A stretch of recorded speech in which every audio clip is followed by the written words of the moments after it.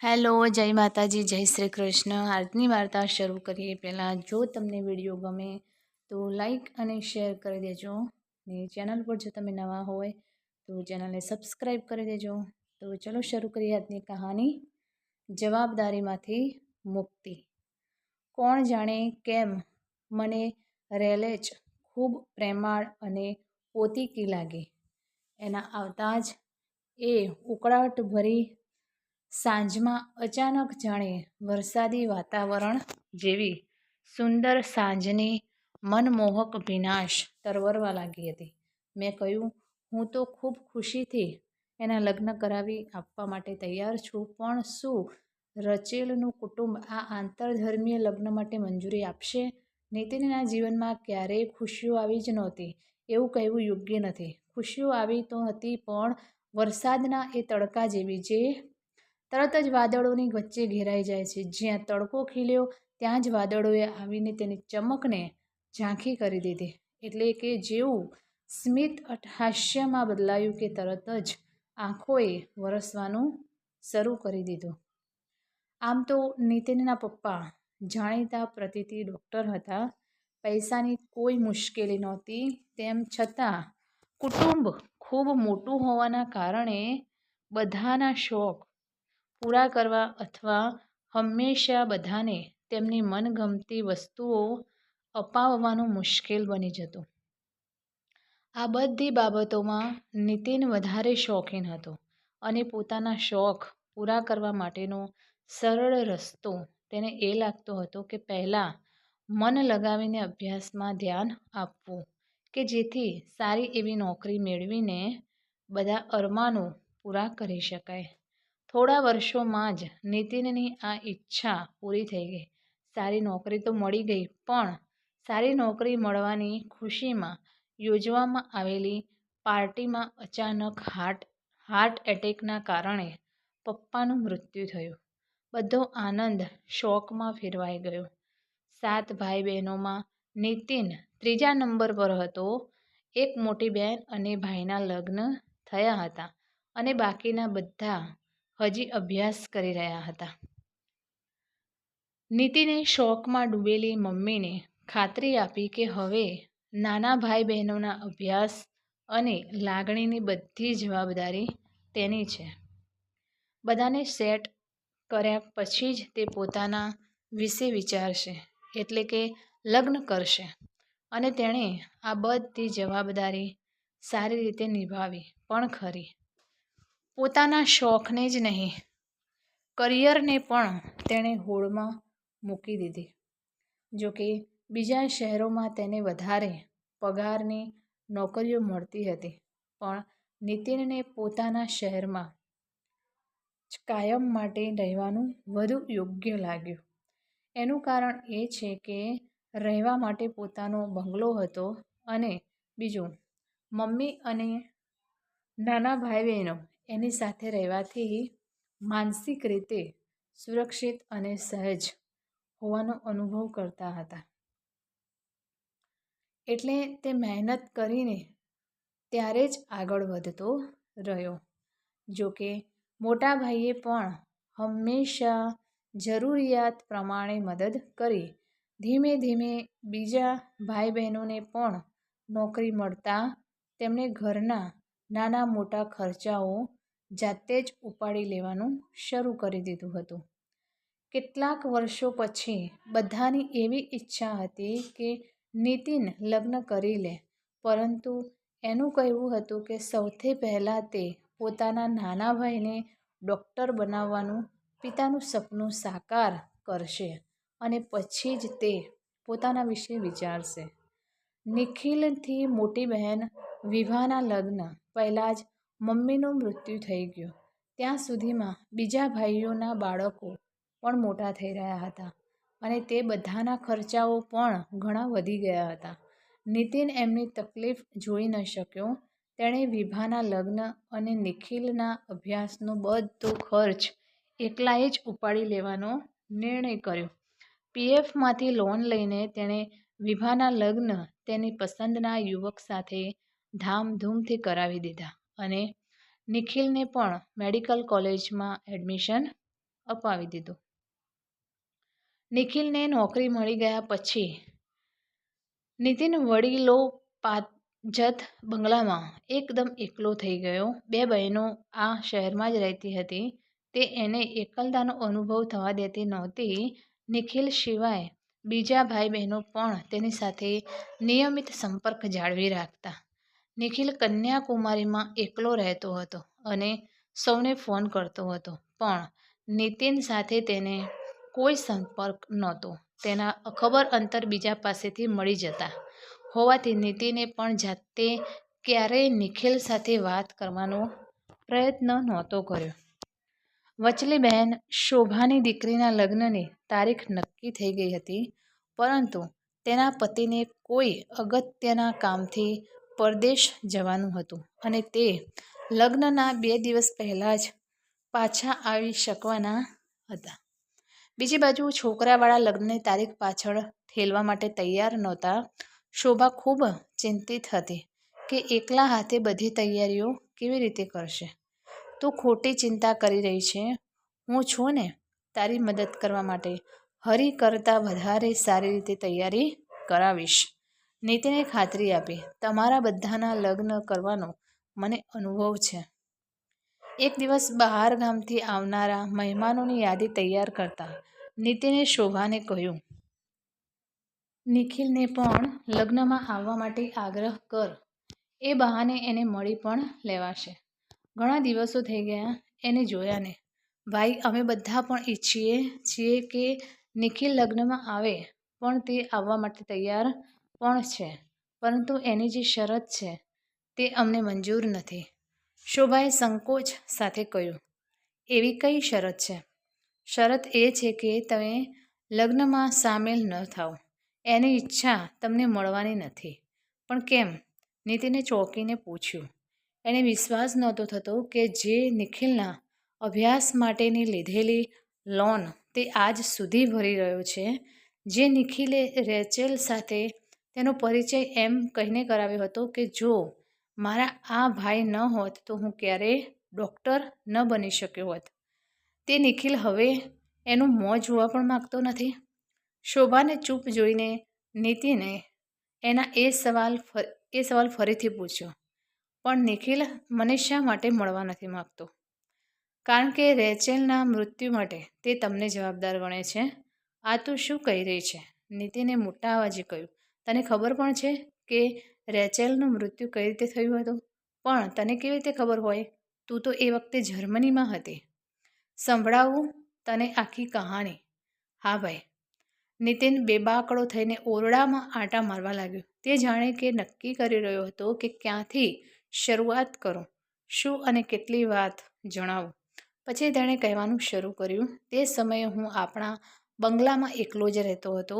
અભ્યાસ પૂરો થતાં જ નિખિલને શહેરથી દૂર આવેલી એક હોસ્પિટલમાં રેસિડેન્ટ ડૉક્ટર તરીકેની નોકરી મળી ગઈ, એટલે તેને ત્યાં જવું પડ્યું. એક દિવસ અચાનક નિખિલે ફોન કરીને મને સાંજે ઘરે જલ્દી આવી જવા માટે જણાવ્યું, કારણ કે તે કોઈકને સાથે મારી મુલાકાત કરાવવા ઈચ્છતો હતો. એ દિવસે ખૂબ ઉકળાટ હતો, એટલે મેં અગાસીમાં ખુરશીઓ મુકાવી દીધી. થોડીવાર પછી નિખિલ રેચેલની સાથે આવ્યો. તેણે મને કહ્યું કે તે અને રેચેલ હાઈસ્કૂલમાં હતા ત્યારથી એકબીજાને પ્રેમ કરે છે. હવે ડૉક્ટર બન્યા પછી બંનેની ઈચ્છા છે કે જો મારી મંજૂરી મળી જાય તો તે બંને લગ્ન કરી લે. કોણ જાણે કેમ મને રેચેલ ખૂબ પ્રેમાળ અને પોતીકી લાગી. મને એવું લાગ્યું કે હું એને ઘણા દિવસોથી ઓળખું છું. એના આવતાં જ એ ઉકળાટભરી સાંજમાં અચાનક જાણે વરસાદી વાતાવરણ જેવી સુંદર સાંજની મનમોહક ભીનાશ તરવરવા લાગી હતી.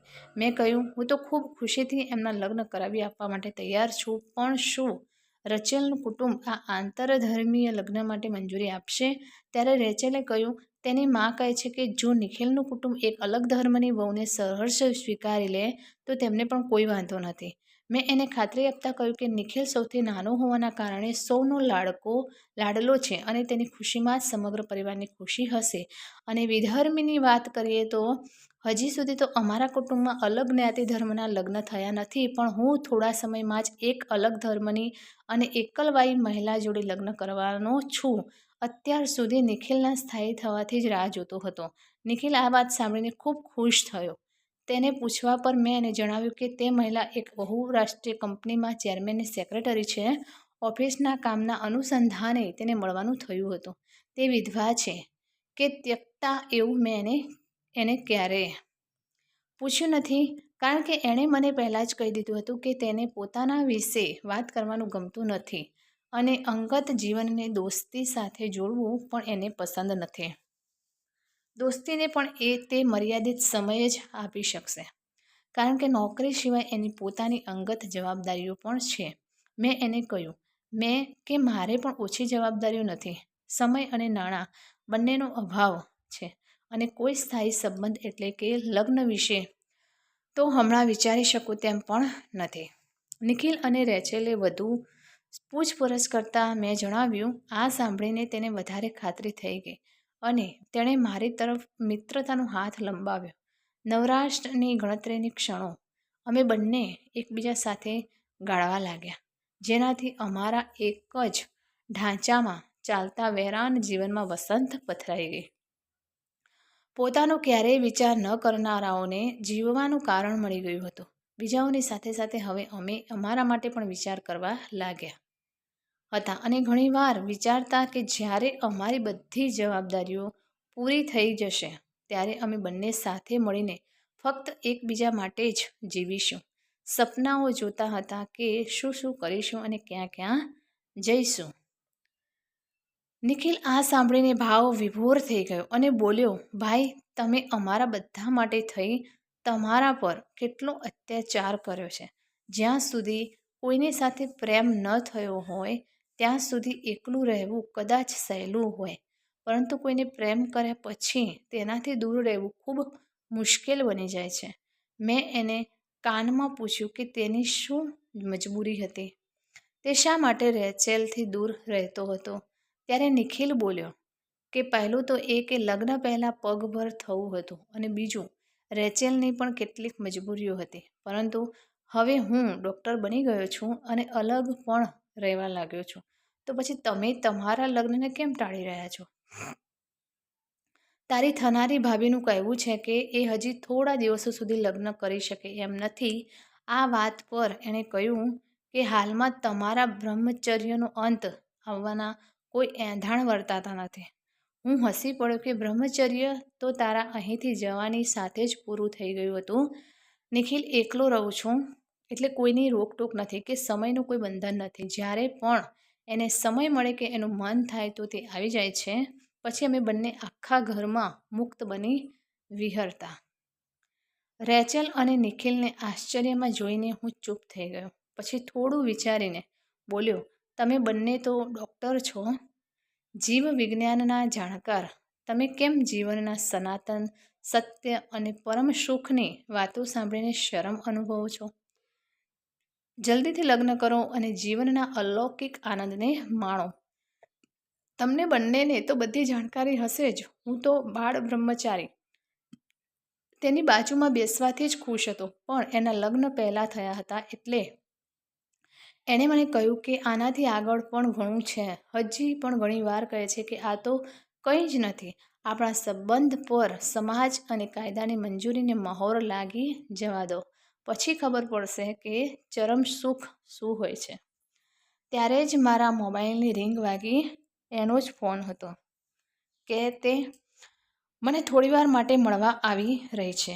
મેં નિખિલને ખૂબ જ ઉત્સાહથી જણાવ્યું કે જોગાનું જોગ તે અહીં આવી રહી છે એટલે તમે લોકો એને મળીને જ જાય, અને પછી મજાકમાં કહ્યું કે મળતાની સાથે જ જતા રહેજો. અમારા મર્યાદિત સમયના રંગમાં ભંગ કરવા માટે કોઈ રોકાઈ ન રહેતા. નિખિલે કહ્યું કે તેમને પણ ઉતાવળ છે, કારણ કે એમને રેચેલની મમ્મીને એ કહેવા જવાનું છે કે મેં મંજૂરી આપી દીધી છે અને હવે એમની મંજૂરી લઈ જેમ બને તેમ જલ્દી લગ્ન કરવા ઈચ્છે છે.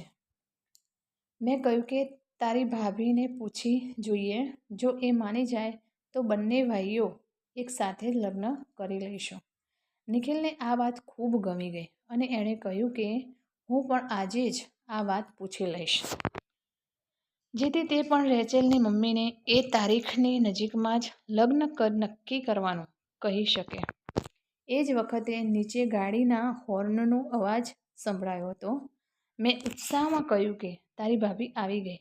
રેચેલ ઝડપથી અગાસીની દિવાલ પાસે જઈ નીચે જોવા લાગી અને પછી તરત જ પાંપણના પલકારામાં તે અગાસીની ઊંચી દિવાલ પર ચઢીને નીચે કૂદી પડી. જ્યારે હું અને નિખિલ નીચે પહોંચ્યા તો સિલ્વિયા રેચેલની જખમી લાશને સંભાળી રહી હતી. એણે મને એક ચાદર લાવવા માટે કહ્યું. જ્યારે હું ચાદર લઈને આવ્યો ત્યારે તે નિખિલ સાથે કંઈક વાતો કરતી હતી. એણે મને કહ્યું કે તે નિખિલની સાથે રેચેલને તેના ઘરે લઈ જાય છે. મેં કહ્યું કે હું પણ સાથે આવું છું. તો તે બંનેએ કહ્યું કે હું ત્યાં જ રોકાઈને પાણીથી લોહી સાફ કરી નાખ્યું, જેથી કોઈને આ વાતની ખબર ન પડે અને પોલીસ કેસ ન થાય. પછી તે બંને તરત જતા રહ્યા. મેં લોહીને વ્યવસ્થિત રીતે સાફ કરી નાખ્યું. એ રાત્રે સિલ્વાએ પોતાનો મોબાઈલ બંધ રાખ્યો. એના ઘરનો નંબર કે એડ્રેસ એ પણ મને ક્યારેય આપ્યા જ નહોતા. નિખિલનો મોબાઈલ પણ બંધ હતો. બીજા દિવસે તે ઓફિસ ન આવી અને નિખિલ પણ હોસ્પિટલ ન ગયો. એ ઘટના પછી બંનેની મનની સ્થિતિ ઓફિસે જવા જેવી નહીં હોય અને રાત્રે જ્યારે ઘરે પાછા ફર્યા હોય અને હજી સૂતા પણ હોય એવું વિચારી એ દિવસે મેં બંનેનો સંપર્ક ન કર્યો. બીજા દિવસે પણ બંનેના મોબાઈલ બંધ હતા. સાંજે હું નિખિલની હોસ્પિટલ ગયો તો જાણવા મળ્યું કે એ જ દિવસે સવારે તે અચાનક નોકરી છોડીને અને તેના બદલામાં 1 મહિનાનો પગાર આપીને ક્યાંક ચાલ્યો ગયો છે. મને નિખિલના અણધાર્યા વર્તન અને વ્યવહારથી આઘાત તો લાગ્યો, પણ હું એની ફરિયાદ બીજા ભાઈ બહેનોને કરું તે પહેલાં કુદરતે મને એક બીજો આઘાત આપ્યો. ઘરે પાછો ફર્યો ત્યારે મને કુરિયર દ્વારા સિલ્વિયાનો પત્ર મળ્યો, જેમાં એણે લખ્યું હતું કે જ્યારે મને આ પત્ર મળશે ત્યાં સુધીમાં તે આ દુનિયા છોડી ચૂકી હશે અને તેને ભૂલી જવું જ મારા માટે વધુ યોગ્ય રહેશે. એને ભૂલવાના બદલે બીજા બધાને ભૂલીને તેની સાથે વિતાવેલા સમયની પળોને યાદ કરી તેના આધારે જીવવાનું મને વધારે યોગ્ય લાગ્યું. હું પણ લાંબી રજાઓ લઈ હિમાલયની ખીણોમાં ચાલ્યો ગયો. પણ આખી જિંદગી ઘાણીના બળદની જેમ કામ કરનાર વ્યક્તિ લાંબા સમય સુધી ખાલી ન બેસી શકે. ગમે તેટલી સાદગીમાં રહો તો પણ પૈસા તો જોઈએ જ અને મારી પાસે કોઈ જ જમા મૂડી પણ નહોતી. તે જ પીએફમાંથી લીધેલી લોન પણ ચૂકવવાની હતી. એટલે હું ફરીથી મારા કાર્યમાં પાછો ફર્યો. હવે મને કામ સિવાય બીજી કોઈ જ બાબતમાં રસ નહોતો રહ્યો. પરંતુ લોહીના સંબંધો તૂટતા નથી.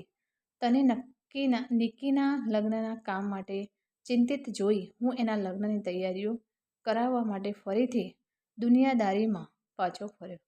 મેં એમ વિચાર્યું કે જ્યારે બધા જ આવી રહ્યા છે તો નિખિલ કેમ ન આવે. તને એને બોલાવવા માટે કહ્યું. હવે તું જ જણાવ કે રેચેલના મૃત્યુ માટે હું કેવી રીતે જવાબદાર અને શા માટે.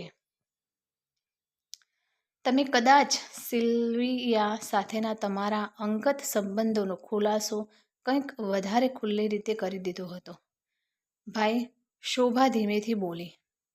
નીતિન ખીજાઈ ગયો. પછી બોલ્યો, બની શકે, પણ એનો રેચેલના અગાસી પરથી કૂદવા સાથેનો શો સંબંધ? ક્ષોભ અને શરમ ભાઈ, કારણ કે સિલ્વિયા તેની મા હતી. તો મિત્રો, આ કહાની તમને કેવી લાગી તે કોમેન્ટ કરીને જરૂર જણાવશો અને વિડીયો પસંદ આવ્યો હોય તો લાઈક અને શેર કરજો તથા ચેનલ પર નવા હોય તો ચેનલને સબસ્ક્રાઈબ જરૂરથી કરજો. ફરી મળીશું એક નવા વિડીયો સાથે. ત્યાં સુધી નમસ્તે, જય માતાજી, જય શ્રી કૃષ્ણ, હર હર મહાદેવ. Thanks for watching.